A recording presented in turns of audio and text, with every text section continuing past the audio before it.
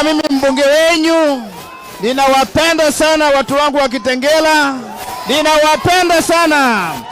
Tunakaribisha baba pamoja na His Excellency Kalonzo Musyoka, vigogo wengine wa Azimio, tunasema karibuni sana. Yale yote baba amesema ni hayo, tunafurahia. Mnataka babu asalimie? Mnataka babu asalimie?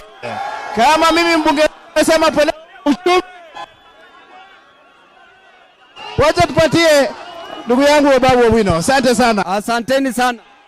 Vijana ria, vijana ra, wazee tibim, wazee tialala, warembo hai, wamama mwe. We kijana, we ni mama unapiga mwe. Asanteni sana. Jambo la kwanza, hii Kenya ina ujinga mingi sana. Ujinga ya kwanza ni kutaka kujengea wananchi affordable housing, alafu unakuja hapa Mavoko unabomolea wananchi manyumba. Ujinga si ujinga. Upumbavu si upumbavu. Usherati si usherati.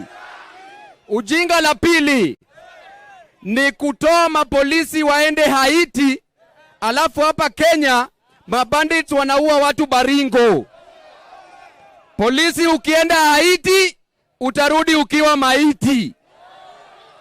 Vijana ria, la mwisho, katika serikali ya Uhuru bei ya unga ilikuwa bottom at 170 shillings.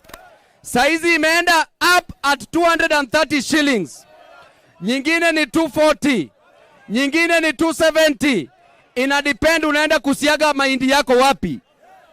La pili, bei ya mafuta ilikuwa 159 shillings. Wakati wa Uhuru ilikuwa bottom. Saizi bei ya mafuta ni 217 shillings. Imeenda up. Kwa hivyo hii ndio ile bottom up tuliambiwa tunatoka bottom kwenda kuibia wananchi pesa kutoka chini kupeleka wapi? La tatu, bei ya sukari kilo moja ilikuwa 120 shillings. Saizi bei ya sukari kilo moja ni 250 shillings. Ujinga si ujinga.